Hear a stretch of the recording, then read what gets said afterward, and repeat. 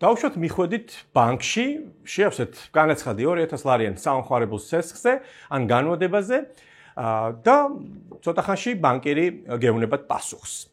სესხი არ დაგიმტკიცდათ, მიზეზი თქვენ შავ სიაში ხართ. მე დღეს ვეცდები ძალიან მოკლედ, მარტივად და გასაგებად მოგიყვეთ თუ რა არის საკრედიტო ისტორია და რატომ ეძახიან ხშირ შემთხვევაში მას შავ სიას.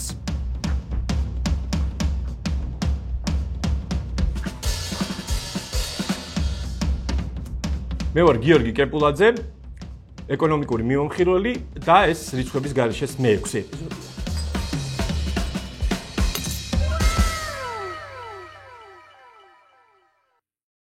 საქართველოში არსებობს საკრედიტო ბიურო, კრედიტინფო საქართველო, რომელიც აგროვებს სესხებლების შესახებ მონაცემებს. ის კრებს ინფორმაციას სხვადასხვა საფინანსო ინსტიტუტებისგან, ბანკებისგან, მიკროსაფინანსო ორგანიზაციებისგან, ლომბარდებისგან, სესხის ამომღების სუბიექტებისგან, სალიზინგო კომპანიებისგან და შემდეგ მათაც უზიარებს ინფორმაციას სესხებლების შესახებ, როგორც ფიზიკური, ასევე იურიდიული პირების შესახებ. მაგალითად, თუ თქვენ აიღეთ სესხი და რაღაც პერიოდის შემდეგ ვერ ახერხებდით ამ სესხის გადახდას, ხო? მაშინ ამ საკრედიტო ისტორიაში ჩნდება ჩანაწერი, რომ ნეგატიურია თქვენი ისტორია. ანუ თქვენ რაღაც პრობლემა შეგექმნათ და ვერ იხდიდით სესხს. ამას ეძახიან ამ ნეგატიურ ჩანაწერს ხშირ შემთხვევაში მოიხსენიებენ ბანკირები როგორც შავ სიას და იმ ადამიანებს, ვისაც მიმდინარე ვადაგადაცილება აქვთ, ანუ არ დაუფარავთ ეს პრობლემა, არ აღმოუფხრიათ, იბათ რა თქმა უნდა სესხს არ უმტკიცებენ. ამის მიზეზი არის ის, რომ პირობითად მე რომ ერთ ბანკში ავიღე სესხი და ვერ გადავიხადე, მეორე ბანკში რომ მივალ იმან წესით არ უნდა მომცეს სესხი, იმიტომ რომ მე რაღაც მიმდინარე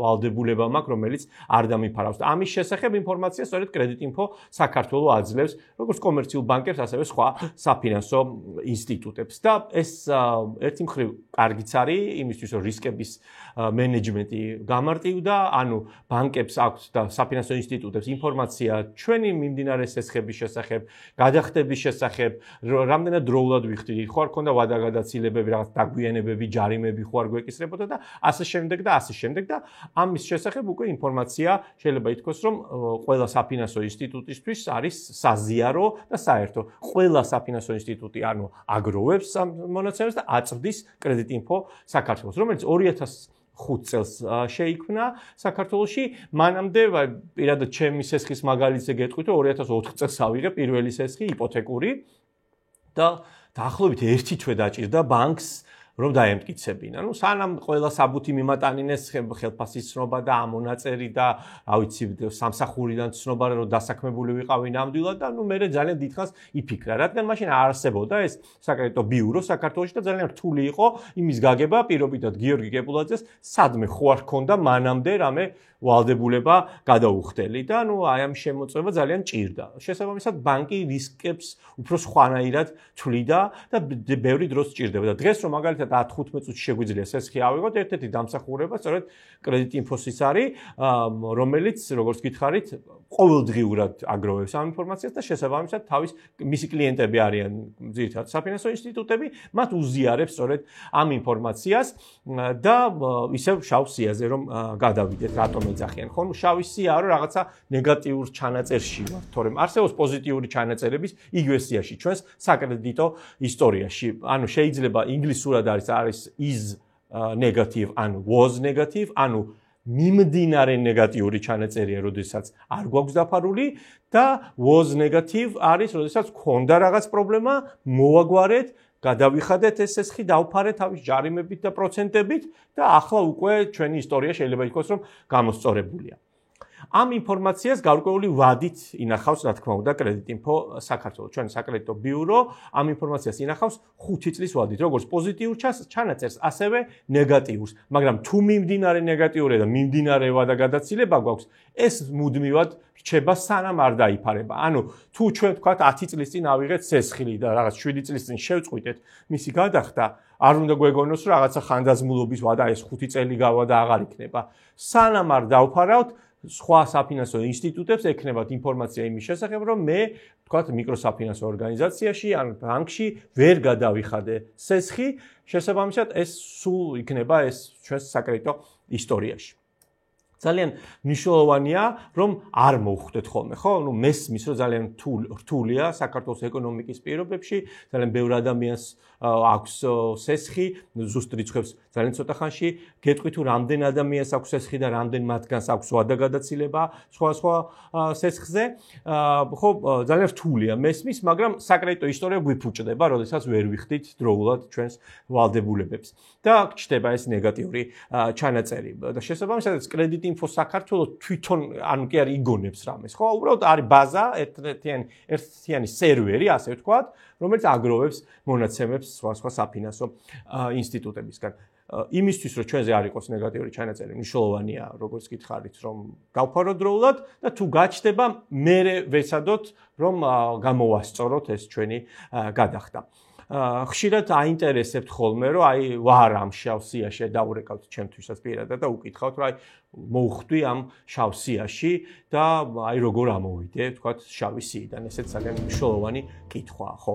ანუ ის რომ ჩვენ გამოვასწოროთ ჩვენი საკრედიტო ისტორია, რა თქმა უნდა, ამისთვის მნიშვნელოვანია, რომ ჩვენ დავფაროთ ის არსებული ვალდებულება, მივმართოთ შესაბამის საფინანსო დაწესებულება, საიდანაც გვაქვს ეს სესხი აღებული და გადავიხადოთ, თორემ როგორც გითხარით, თუ ვერ გადავიხდით, მაშინ სულ დარჩება, სანამ არ დაიფარება ეს ვალდებულება, იმიტომ რომ თუ ძალიან მნიშვნელოვანია ბანკისთვის იცოდეს გადახდის უნარიანობა, ხო, ჩვენი როგორც მომხმარებლის.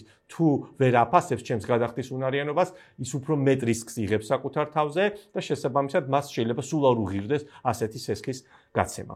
ხშირად აინტერესებთ ასევე გარდა იმისა თუ როგორ ამოვიდნენ, ხო, საკრედიტო ნეგატიური საკრედიტო ისტორიიდან, ანუ იგივე შავი სიიდან, როგორც ხალხში ეძახიან მას, ასევე აინტერესებთ რა, თქვათ, აი ეს რა ვადით რჩება ეს ისტორია და ამაზე გითხარით, რომ 5 წლის ვადით რჩება. საინტერესოა ისიც, რომ ჩვენ თვითონ შეგვიძლია რომ საკუთარი საკრედიტო ისტორია ნახოთ, არსებობს ასეთი ვებგვერდი ამ კრედიტინფო საქართველოსი mycreditinfo.g, სადაც შევდივართ, რეგისტრირდებით და ჩვენი მონაცემების შევსების შემდეგ გვექნება შესაბამისი პაროლი, რომლითაც შევალთ და იქ უკვე შეგვიძლია წელიწადში 3-ჯერ ელექტრონულად ვნახოთ ჩვენი საკრედიტო ისტორია. თქვათ, თუ აი რაღაცა გონია, რომ რაღაც ჯარიმა დაგვეკისრა და აბა ეს როგორ აისახა ჩვენ საკრედიტო ისტორიაში, ეს ყველაფერი შეგვიძლია უფასოდ წელიწადში 3-ჯერ შევამოწმოთ. ასევე იქვე შეგვიძლია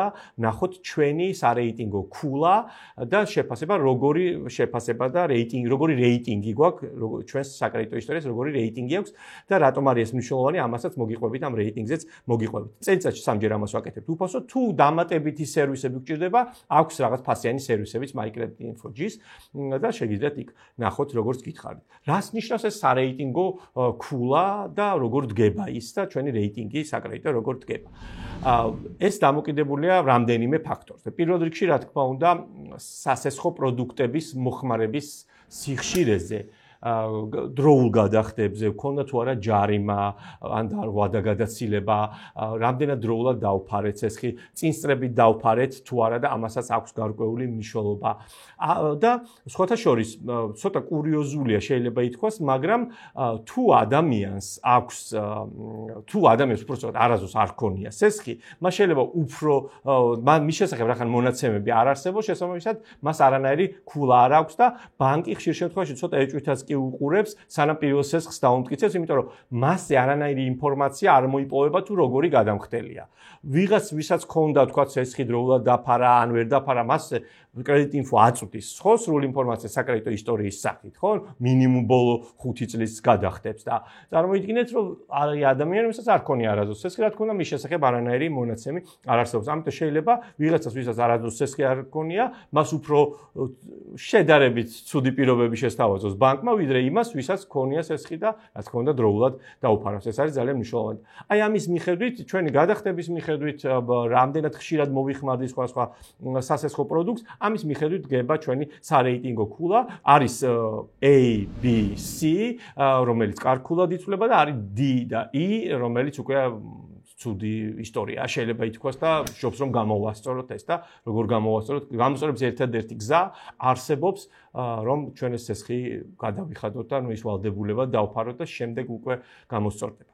ასევე ხშირად აინტერესებთ ადამიანებს და მეკითხებიან ამის შესახებ, რომ აი თქვათ მქონდა ეს პრობლემა, ვერ გადავიხადე და ახლა მერე დავფარე, თქვათ. აი რაღაც პერიოდი ვერ ვიხდიდი, დავკარგე სამსახური ხდება ხოლმე, ხო, ნუ ჩვენ ქვეყანაში.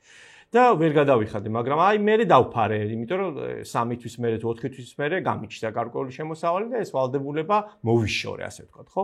მომცემს თუ არა ბანკი სესხს, მიუხედავად იმისა, რომ ჯერ ვთქვათ 5 წელი არ გასულა, რომ წაიშალოს ეს ჩვენი ყოფილი ნეგატიური ისტორია, ხო? ადრე იყო ძალიან ისეთი უფრო ხისტი იყო მიდგომა და ვინცაც ადრე რაღაც ვადაგადაცილება ჰქონდა, ფაქტობრივად არ უმტკიცებდნენ ბანკები მათ სესხს. თუმცა ბოლო 10-15 წელია შეიძლება ითქვას, რომ შეიცვალა მიდგომა და თუ თქვენ გქონდათ ნეგატიური ისტორია, მაგრამ მოაგვარეთ, გადაიხადეთ და დაასრულეთ, ასე ვთქვათ, ეს ნეგატიური ისტორია, ბანკი გაძლევთ საშუალებას, რომ აიღოთ სესხი. ეს სესხი ალბათ ჯობს, რომ იყოს, ვთქვათ, მცირე სესხი, ვთქვათ, თუ იპოთეკურ სესხს ალბათ არ დაგიმტკიცებენ, სანამ არ გამოასწორებთ თქვენი ქცევი და რაში მდგომარეობს, ხო, ეს ქცევა. მდგომარეობს იმაში, რომ თქვენ აიღოთ რაღაცა პატარა სესხი, ვთქვათ, 6 თვიანი განმავლობა. თუ ამას უფრო ადვილად დაგიმტკიცებთ ბანკი. და შემდეგ აი აჩვენოთ ბანკს, რომ აი ყოველთვე ჩარიცხავთ დროულად, რომ გამოსწორდით, ასე ვთქვათ, და შემდეგ ბანკი დაგიმტკიცებთ უფრო გრძელვადიან სესხსაც და ამასობაში გარკვეული პერიოდიც გავა. როგორც გითხარით, ადრე უფრო ხისტი იყო მიდგომა, მაგრამ ახლა ნეგატიური საკრედიტო ისტორიით თუ ეს უკვე დასრულებულია, შეგიძლიათ აიღოთ სესხი. გარდა ვთქვათ შეფასებისა, ჩვენი საკრედიტო ისტორიის შეფასებისა, კრედიტინფო ასევე აწარმოებს სტატისტიკას. ზოგადად რამდენ ადამიანს აქვს თქვათ სესხი საქართველოში და რამდენ იურიდიულ პირს, ასევე რამდენ ადამიანს აქვს ვადაგადაცილება სესხზე. როგორც გითხარით, კრედიტინფო ამ მონაცემებს აგროვებს თითქმის ყველა ტიპის გამსესხებელი სუბიექტისგან. ეს არის ბანკი, მიკროსაფინანსო ორგანიზაცია, ლომბარდი, სალიზინგო კომპანია და მათგან აგროვებს მონაცემებს სესხების შესახებ და 2025 წლის თებერვლის მონაცემებით დაახლოებით 1,900,000 ფიზიკურ პირს აქვს ერთი სესხი მაინც.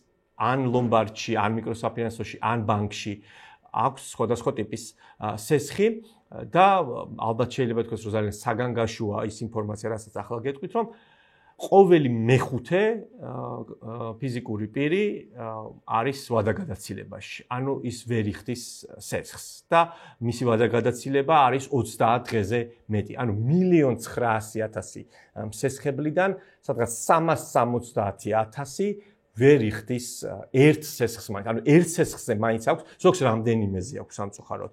ეს არის შეიძლება ითქვას საგანგაშო მონაცემი, რადგან ჩავთვალოთ, რომ მოსახლეობის 10%-ს აქვს 30 დღეზე მეტი ვადაგადაცილებული სესხი, რაც სამწუხაროდ აჩვენებს კარგი აღწერა იმ სიღარიბის და იმ მდგომარეობის, რაც ჩვენ ქვეყანაშია და როდესაც ეკონომიკურ ზრდაზე გვესაუბრებიან, ალბათ ეს მონაცემი ყველაზე კარგად აჩვენებს თუ სად ვართ დღეს და რა მდგომარეობაში და ამ 370,000 ადამიანის ჯამური დავალიანება არის სადღაც 3 მილიარდ ლარამდე.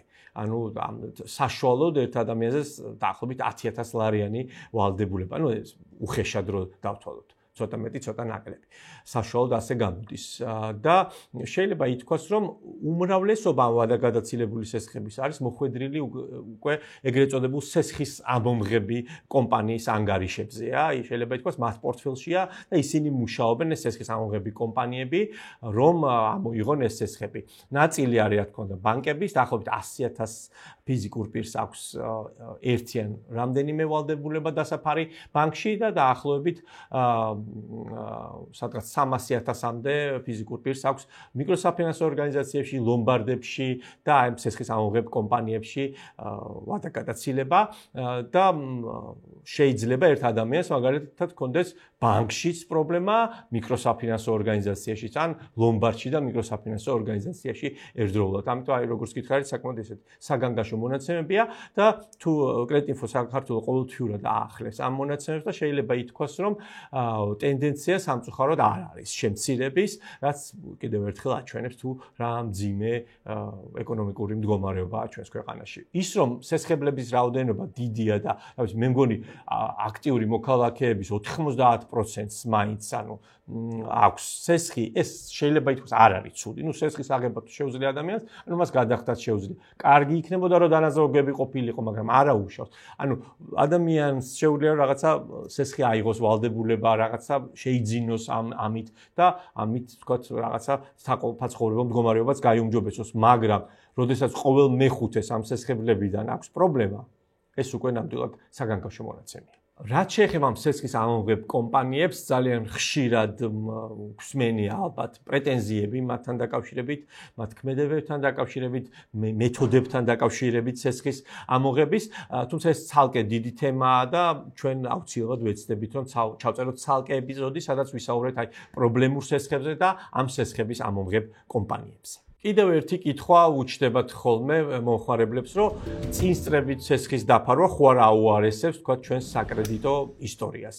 ქულას ოდნავ აუარესებს, რადგან მოგეხსენებათ სესხს როცა ვიღებთ ჩვენ რაღაცა ვადით, თქვა 24 თვით, ხო? აი ყოველთვიურად უნდა გადავიხატოთ და 24 თვე რო დასრულდება და გავა ჩვენი სესხის დასრულდება, მაგრამ ზოგი ახერხებს წინსწრებით დაფარვასაც. ეს ოდნავ აფუჭებს საკრედიტო ქულას, მაგრამ ეს რა თქმა უნდა არ ნიშნავს იმას, რომ თქვენ თუ წინსწრებით ფარავთ სესხს, რომ თქვენ რაღაცა ბანკი სესხს არ დაგიმტკიცებთ. საკრედიტო ქულას აქვს მნიშვნელობა, რა თქმა უნდა, როდესაც ბანკი აფასებს თქვენს შესაძლებლობებს და თუ რა პროცენტში მოგცეთ სესხი, რამდენად რისკიანი ხართ, მაგრამ როგორც გითხარით, A, B და C კატეგორიაში ვინც არის, მათთვის შეიძლება ითქვას, რომ რაღაცა დიდი სხვა პირობებს შორის სესხის გაცემის დროს არ არის. მე ვეცდები ახლა მარტივად აგიხსნათ, რატო შეიძლება აუარესებდეს წინსწრებით სესხის დაფარვა ჩვენს საკრედიტო ქულას. როგორც გითხარით, ამას ითვლის გარკვეული ალგორითმი, რომელშიც შედის ცვლადები და მათ შორის არის ჩვენი სესხი, ხო? რა ოდენობის სესხი გვაქვს დარჩენილი და როგორ ვიხდით მას. როდესაც ეს ცვლადი ამ ალგორითმს აღარ აქვს, დავფარეთ სესხი და ეს ცვლადი აღარ არის, შესაბამისად ალგორითმს ეს ცვლადი აკლდება და ამიტომ ჩვენი საკრედიტო ქულაც იცვლება უფრო ცუდისკენ, მაგრამ როგორც გითხარით, ეს არ ნიშნავს იმას, რომ რაღაცა ჩვენი საკრედიტო ისტორია ცუდია, ან ამის გამო ვინმე სესხს არ დაგიმტკიცებს. ზოგადად ის, რომ ჩვენი საკრედიტო ისტორია ფასდება, რომ არსებობს ის ცალსახად, როგორც გითხარით, არის დადებითი ფაქტი, ის რომ ბევრი ადამიანი არის, ვისაც მიმდინარეობა და გადაცილება აქვს, ეს ძალიან ცუდად მეტყველებს და ალბათ საბოლოო ჯამში იმისთვის, რომ ეს ადამიანები ამოვიდნენ ამ ვალიდან და პრობლემიდან, საჭიროა ქვეყნის ეკონომიკური განვითარება და თან გრძელვადიანად და ის, რომ თქვათ რაღაც საშეღავათო პირობები იყოს ადამიანებისთვის, იმისთვის, რომ მათ მოახერხონ, თქვათ რაღაცა ძველი აღებული ვალდებულებების დაფარვა და ამისთვის ალბათ მნიშვნელოვანია, რომ ყავდეს ნაკლები უმუშევარი, ნაკლები სოციალურად დაუცველი და ადამიანებს ჰქონდეთ შემოსავალი იმისთვის, რომ თქვათ რაღაც პრობლემა რო წარმოექმნათ 2 და 3 წლის წინ, ეს პრობლემა წლების გასვლის შემდეგ მაინც მოაგვარონ. ეს იყო რიცხვების გარეშეს მე-6 ეპიზოდი. თუ კითხვები გექნებათ, იცით რომ უნდა მოგწეროთ კომენტარებში, ვკითხოთ და ჩვენ აუცილებლად გიპასუხებთ ამ კითხვებზე. ასევე უნდა მოიწონოთ ეს ვიდეო და გამოყვეთ 64-ის როგორც YouTube არხზე, ასევე სხვა სოციალურ პლატფორმებზე.